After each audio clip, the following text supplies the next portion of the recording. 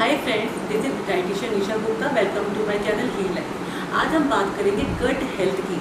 आपने सुना ही होगा कि कोई कहता है कि मैं तो कंबोजा डाइट पे चल रही हूँ, मेरे को अपनी गट हेल्थ ठीक करनी है, मैंने कोई एंटीऑक्सीडेंट टी ट्राई की है to improve my gut health. कोई कहता है मैंने वीट को खाना छोड़ दिया है, मैं ग्लूटेन फ्री डाइट पे चल रहा हूँ ताकि मेरी गट हेल्थ इम्प्रूव हो जाए। कोई कहता है कि मुझे बड़ी कॉन्स्टिपेशन चल रही है, मुझे लूज मोशन लगे रहते हैं, मेरी गट भी खराब है। तो क्या होती है ये गट?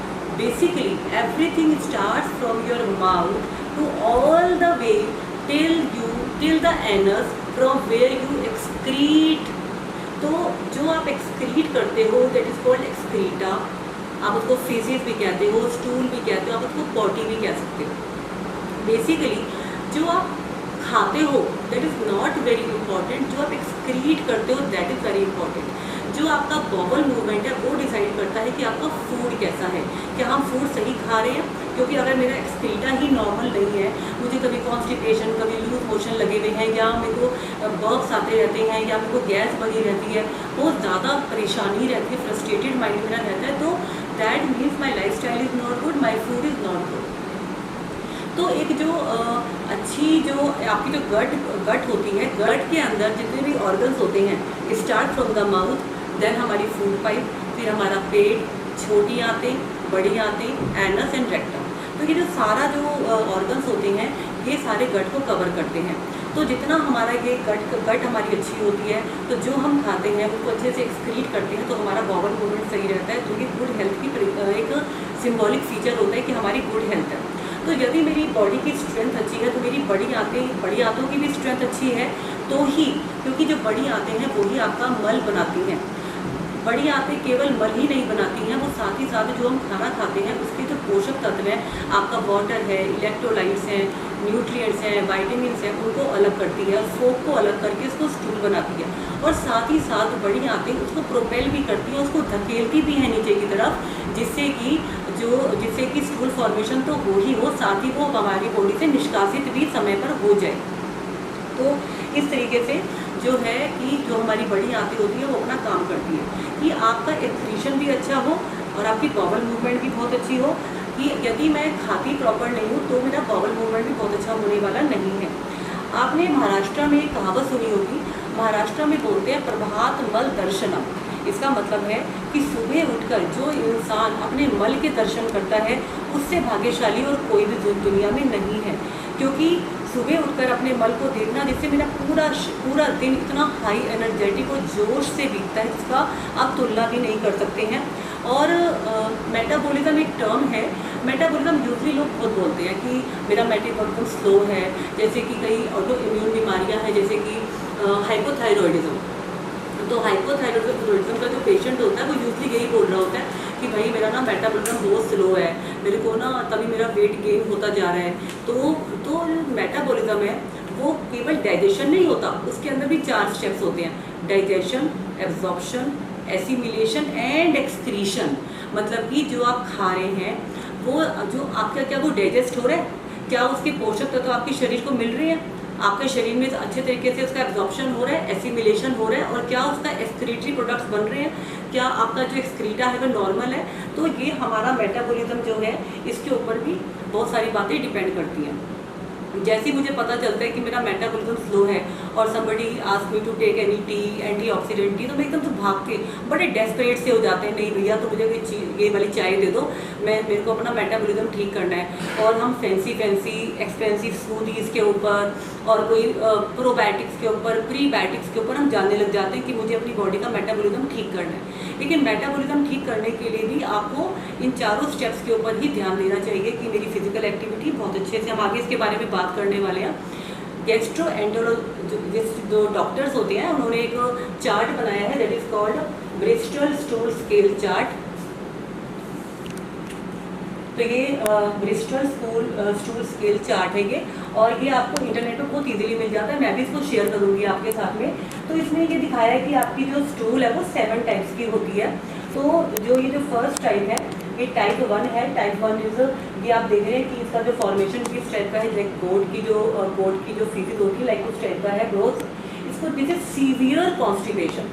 ये इतना सीवियर कॉन्स्टिपेशन होता है कि जिस इंसान को ये वाला कॉन्स्टिपेशन होता है तो उसको उतना प्रेशर लगाना पड़ता है स्टूल पास करते हुए टाइम पे कि उसके क्रैक्स आ जाते हैं, फिशर हो जाता है, फिस्टुला, पाइल्स हो जाता है, खूनी बवासीर भी हो जाती है। तो एक अपने आप में बहुत बड़ी परेशानी है, अंदर जख्म तक हो जाते हैं, अंदर क्रैक्स आ जाते हैं, ड्राइनेस हो जाती है।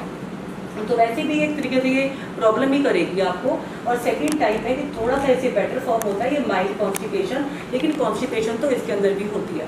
तो और थर्ड है कि जो आप थर्ड और फोर्थ टाइप देख रहे हैं, this is a normal type. तो नॉर्मल टाइप के अंदर इसमें आपका जो स्टूल होता है वो बंधा हुआ होता है, उसके अंदर न्यूट्रिएंट्स बट ऑफ कोर्स बिल्कुल भी नहीं आना चाहिए, यही काम लार्ज इंटेस्टाइन ने किया था आपका। और ये टाइप 3 और टाइप 4 को अटेन करने के लिए ही सारी मेहनत की जाती है। और ये जो टाइप 5 है, this is but of course lacking fibre. अगर आपका ये वाला स्टूल पास होता है तो आपके अंदर पानी की कमी है, फाइबर की कमी है आपकी डाइट के अंदर। और ये जो 6 टाइप है ये मशी टाइप रहता है, जिसके अंदर वो माइल्ड डायरिया, तो ये डायरिया मतलब लूज मोशन टाइप का रहता है।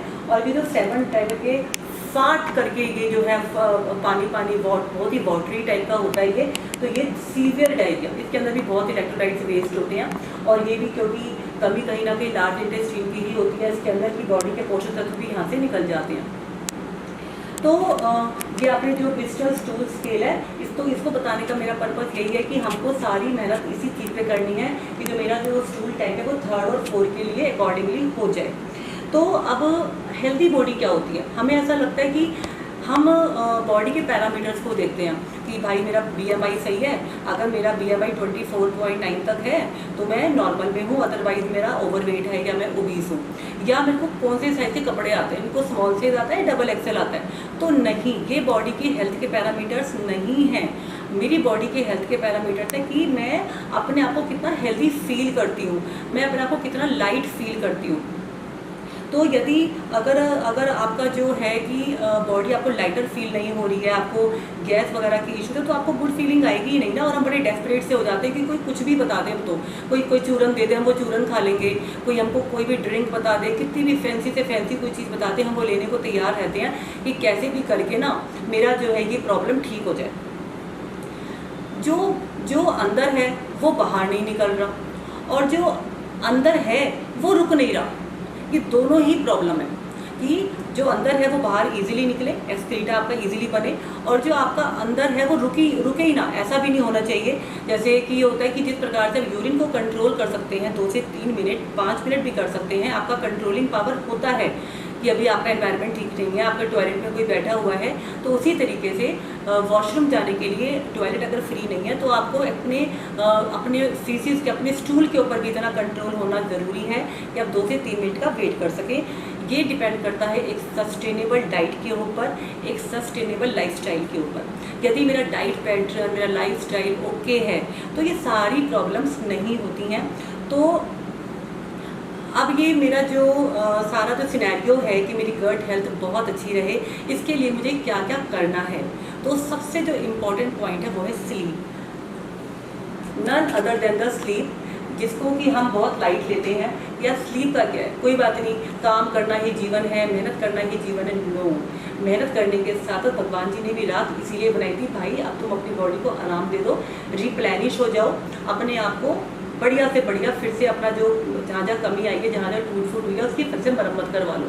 तो ये स्लीप पैटर्न के अंदर ऐसा कोई भी दुनिया में इंसान नहीं है जो ये कमिट करे कि मैं पूरी रात जागता हूँ, मैं दिन में सोता हूँ और जैसे ही मैं सोकर उठता हूँ मैं फ्रेश हो जाता हूँ। ऐसा कभी भी नहीं हो सकता कि आप रात को सोए बगैर सुबह फ्रेश हो जाए। अगर वो मैंने आपको पहले ही बोला कि यदि आपका एक्सक्रीटा सही नहीं है, दैट मीन्स कि मेरा खाना भी सही नहीं है, मेरा लाइफस्टाइल भी सही नहीं है। तो स्लीप बहुत क्रूशियल है, 6 से 8 घंटे की साउंड स्लीप आप रात को ही सोएं। वो आज हमारा टॉपिक हार्मोन्स का नहीं है, तो हार्मोन्स के लिए भी रात को सोना बहुत ही ज़्यादा जरूरी है। सेकंड पॉइंट है आपका exercise. How do you stay active, मैं कितना एक्टिव रहता हूँ। एक छोटा सा एक फॉर्मूला है, एक दिन में 24 आवर्स होते हैं, आप उसका 10% निकालो, इट बिकम्स 2.4। दैट मीन्स 2 घंटा 40 मिनट की जो फिजिकल एक्टिविटी है वो हर इंसान को करनी चाहिए। आपकी इसके अंदर कार्डियो आ गई, ब्रिस्क वॉक हो गई, आपकी yoga, pranayama, meditation, everything you can count. तो यदि हम फिजिकली एक्टिव होते हैं तो हमारी ज़िंदगी आसान हो जाती है। छोटे छोटे काम है, जैसे कि आपको अपनी खड़े होकर मेडिसिन लेनी है, आपको खड़े होकर रिमोट को उठाना है, आपको पानी पीना है और कोई पानी देने वाला नहीं है, तो मेरे को ये इतना आलस नहीं होना चाहिए कि मैं पानी पीऊँ ही ना, क्योंकि मुझे पानी देने वाला कोई नहीं है यहाँ पे। तो ये छोटी छोटी बातें हैं जिससे कि हम फिजिकली एक्टिव हो जाते हैं और हमारा जो है सारा सिस्टम बढ़िया बना रहता है। वैसे भी ना स्टे एक्टिव रहने के लिए वायु, जैसे आपने कभी किसी को बोला, किसी बड़े इंसान को कि ना मम्मा मेरे को ना कॉन्स्टिपेशन हो रही है, तो पता है बड़े लोग क्या कहते हैं, बेटा तेरे को ना वायु बनी हुई है, तेरे को ना गैस बनी हुई है। अब गैस तो बननी बहुत ज़रूरी है शरीर के अंदर, क्योंकि जो ब्लड की मूवमेंट होती है वो ओनली बाय वायु होती है। लेकिन यदि ये वायु बढ़ जाती है तो क्या होता है, तो वायु बढ़ने के साथ साथ बहुत सारी प्रॉब्लम्स आती हैं। Vayu is directly proportional to the payu. पायु माने पैर। आपकी जितनी वायु बढ़ती है और आप अपने पैरों का जितना ज़्यादा इस्तेमाल करते हैं तो आपकी वायु मेंटेन रहती है, ठीक है। तो आप जितना फिजिकली एक्टिव रहेंगे, वो बटरफ्लाई आप पैरों से ही रहने वाले हो, तो आप जितनी पैरों की एक्सरसाइज करेंगे, चलेंगे फिरेंगे, दौड़ेंगे, भागेंगे, तो आपकी जो वायु मेंटेन रहेगी। साथ ही साथ वायु is directly proportional to the आयु। हम जैसे जैसे बड़े होते जाते हैं वैसे वैसे हमारे शरीर के अंदर वायु का प्रोडक्शन भी बढ़ता हुआ जाता है। क्योंकि अगर आज मैं 60 साल का हूँ और मुझे लगता है कि नहीं भाई अब तो मेरे को ना घर में बैठे रहना है, मुझे नहीं करनी वॉक, मैं नहीं कर सकता दौड़ भाग कुछ भी, तो अपनी डाइट को भी तो कम करना पड़ेगा ना। हम खा तो अभी भी उतना ही रहे जो हम 10 साल या 5 साल पहले खाते थे। तो वायु बढ़ने के साथ साथ आपको बहुत सारे पैरामीटर्स का ध्यान रखना पड़ेगा। आप जितने ज़्यादा एक्टिव रहेंगे तो आपका जो गट हेल्थ है बहुत अच्छी रहने वाली है, ठीक है। और तीसरा पॉइंट है, जब आप एक्टिव रहते हैं तो जो आपकी पेट की जो पेरिस्टल्टिक मूवमेंट होती है, जो ग्लाइडिंग मूवमेंट होती है, वो भी चलती है जैसे मशीन चलती है, और आपका जो जमा हुआ मल है वो नीचे उखड़ता है। जब जमा हुआ मल नीचे उखड़ता है तो स्टूल का फॉर्मेशन होता है, और जब वो फाइबर और वाटरी डाइट से जब वो नीचे को धकेला जाता है तो उसका मास और वॉल्यूम आता है, जिससे कि आप इजीली स्टूल पास कर सकते हैं। तो अब लास्ट में हम फूड की बात करेंगे। फूड कैसा हो, ना तो फूड एक्जॉटिक हो, ना फूड बहुत ज़्यादा महंगा हो, ना फूड मेरा आउट ऑफ रीजन हो। फूड कैसा होना चाहिए, local, seasonal and traditional. Local माने जो बिल्कुल आपके लोकली मिलता हो, सीजनल हो जो मौसम चल रहा है वही वाला आप खाना खाएंगे, और साथ में आपके रीजन का हो, आपके ट्रेडिशन का हो, जो आपकी दादी नानी आपको खिलाती आ रही है, आपके मम्मा को, आपके पापा को, वही फूड आपकी प्लेट में भी आता है। तो जब आप अपने फूड पर ही रहते हैं तो आपको बढ़िया रहता है। आपने कहावत सुनी होगी, शेर घास नहीं खाएगा भूखा मर जाएगा। तो कुछ फूड हमारे भी ऐसे होने चाहिए कि वो फूड मेरे इंस्टिंक्ट वाले फूड है। जैसे किसी को रायता बड़ा पसंद है, दही बड़ी पसंद है, तो वो किसी ना किसी फॉर्म में रायता ज़रूर लेगा। या किसी को दाल चावल बहुत पसंद है तो थोड़े से दाल चावल along with all the diet. किसी को फिश करी पसंद है तो फिश करी ज़रूर लेगा। तो कुछ हमारे इंस्टिंक्ट फूड होते हैं। लेकिन कई बार क्या होता है कि समय के साथ साथ और अपने आलस के कारण कि यार कौन बनाएगा उसको, हम उस अपने इंस्टिंक्ट वाले फूड को रिप्लेस कर देते हैं रेडीमेड कुक्ड फूड से, पैकेट फूड से। बस वहीं पे जो है परेशानियां आनी स्टार्ट हो जाती हैं, और धीरे धीरे हमारी ये जो पैकेट फूड है, ये जो अनहेल्दी फूड है, ये हमारे गुड बैक्टीरिया को मारना स्टार्ट कर देता है। जब गुड बैक्टीरिया जितने कम होते जाएंगे तो जो अनहेल्दी बैक्टीरिया है, बैड बैक्टीरिया है, वो बड़े होते जाएंगे, ज़्यादा वो नंबर में होते जाएंगे, और जब बैड बैक्टीरिया ज़्यादा हो जाएंगे तो वो डोमिनेट करेंगे, और जब दुश्मन हमारे ऊपर हावी हो जाएगा तो क्या बीमारियाँ आएंगी हमारे शरीर के अंदर। तो ये सारी चीज़ें होती हैं कि मेरा जो गट हेल्थ है वो इम्प्रूव हो जाए। अब मैं आपको थोड़ा सा आइटम दिखाऊंगी कि आप अपनी डाइट में होममेड प्रोबायोटिक और प्रीबायोटिक शामिल कर सकते हैं, थेराप्यूटिकल चीज़ें शामिल कर सकते हैं, जिससे कि हमारी गट हेल्थ इम्प्रूव हो जाएगी। तो देखिए,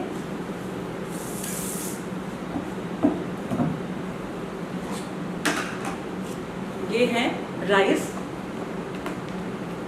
सिंगल पॉलिश है, जो आपकी लोकली राइस मिलते हैं। हमने ये कुक्ड राइस लिए। कुक्ड राइस लेने के बाद ये इस वाले राइस के अंदर आप 1 चम्मच देसी घी डाल के और उसके अंदर सॉल्ट डाल के इसको आप मिक्स करेंगे और आप इसको नाश्ते में खाएं। ये टोटली प्रोबायोटिक का काम करता है। आपके जो गट बैक्टीरिया है वो इम्प्रूव होते हैं इसको खाने से। एक ये सीताफल आपने सुना होगा, सीताफल हर फॉर्म में बहुत अच्छा होता है। सीताफल एक लो कैलोरी वेजिटेबल है। जो वाइट वाला सीताफल होता है, सफ़ेद पेटी का जूस तो बड़ा ही फेमस है, अल्कलाइन जूस होता है, पानी पानी होता है, वेट लॉस में भी सहायक है। उसी का जो पीला वर्जन होता है, पीले वाला सीताफल जो होता है, ये देखिए पीले वाले सीताफल को आप नमक हल्दी के पानी में बॉईल करके आप उसमें तड़का लगाएं। तड़के में आप कड़ी पत्ता और हींग, जो भी आपके मसाले आप डालते हैं, मेथी दाना डालते हैं, आप उसमें 1 चम्मच दही डालो, तो ये भी आपका एक प्रोबायोटिक का काम करता है। और ये बहुत ही अच्छी वेजिटेबल होती है, लो कैलोरी वेजिटेबल है, वेट लॉस में भी सहायक है और आपके गट बैक्टीरिया को भी इम्प्रूव करेगी। ये है मोठ, जिसको कि महाराष्ट्र में मटकी भी कहते हैं। तो इसके अंदर आप इसको बनाने के लिए आपने पानी में भिगोया इसको, फिर आपने इसको स्प्राउट कर लिया और स्प्राउट करने के बाद आपने इसको अच्छे से वॉश करके आप इसको ऐसे भी खा सकते हैं, आप इसको बॉईल करके भी खा सकते हैं, आप इसको रोस्ट कर सकते हैं और उसका तड़का लगा सकते हैं, कड़ी पत्ते का, मेथी दाने का और हींग वगैरह का लगा सकते हैं। आप इसको खिचड़ी के अंदर चावल के साथ दाल की जगह रिप्लेस कर सकते हैं। आप मोठ का रायता भी ले सकते हैं। तो आप ये बहुत सारी चीज़ें बन जाती हैं। तो आप ये जो सारी आपके पास बहुत इजीली अवेलेबल हैं और आप इसको बहुत आसानी से ले सकते हैं, अपने गट बैक्टीरिया को बढ़ा सकते हैं आप। And nothing but last but not the least, this is the water bottle. और पानी के बगैर तो जीवन है ही नहीं। और पानी हम कितना इजीली छोड़ देते हैं कि नहीं, हम तो ऑफिस में बैठे हैं, हम तो ट्रैवलिंग कर रहे हैं, हमें तो यूरिन आ जाएगा, पानी छोड़ देते हैं। पानी को ना छोड़ें अपने गट बैक्टीरिया के लिए। अगर आप चाहते हैं कि मेरी गट हेल्थ अच्छी बनी रहे और मेरा एक्सक्रीटा नॉर्मल बना रहे, मेरा एक्सक्रीटा टाइप 3 और टाइप 4 का बन जाए, तो आपको थोड़ी सी तो मेहनत करनी पड़ेगी। बहुत ज़्यादा इंपॉर्टेंट है कि मेरा जो एक्सक्रीटा है वो नॉर्मल शेप में रहे। इसके लिए मेरे को थोड़ा सा प्रयास करना पड़ेगा, अपनी गट हेल्थ को इम्प्रूव करना पड़ेगा। Bye bye, thank you. अगर आपको वीडियो अच्छी लगे तो वीडियो को लाइक करें और शेयर करें। आपने अभी तक भी चैनल को सब्सक्राइब नहीं किया है तो प्लीज़ चैनल को सब्सक्राइब करें। Thank you.